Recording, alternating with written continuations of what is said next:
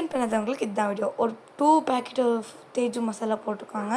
ஒரு சிக்கனுக்கு ஏற்ற மாதிரி போட்டுக்கோங்க. அப்புறமா கொஞ்சம் கர்டு ஊற்றிக்கோங்க. அப்புறமா இஞ்சி பூண்டு பேஸ்ட் போட்டுக்கோங்க கொஞ்சம். அப்புறமா மிளகாய் போட்டுக்கோங்க. உங்களுக்கு தேவையான அளவுக்கு மிளகாய் போட்டுக்கோங்க. அப்புறமா இன்னொரு மிளகாய் போட்டுக்கோங்க, காஷ்மீர் மிளகாய். 2 மிளகாய் போட்டுக்கோங்க. அப்போ தான் உங்களுக்கு நல்லாயிருக்கும். அப்புறமா எள்ளு போட்டு நல்லா மிக்ஸ் பண்ணிக்கோங்க. கருவேப்பிலை போட்டு சிக்கனை கழுவி வச்சு சிக்கன் எடுத்து நல்லா போட்டு நல்லா பெரட்டுன்னு பண்ணிக்கிறேன். இதை ஒரு 1/2 அன் ஹவர் ஊற வச்சோம்னா இந்த மாதிரி வரும். மேலே கருவேப்பாக்கு தூவிட்டு எண்ணெயை 10 நிமிஷம் நல்லா சூடு பண்ணிட்டு கொஞ்சம் மிக்ஸ் பண்ணிட்டு எடுத்து போட்டு வறுத்தாமா.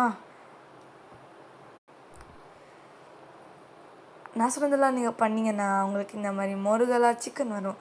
பார்த்த உடனே வாயில் எச்சா வரும். கொஞ்சம் கண்ட்ரோல் பண்ணிட்டு பாருங்கள்.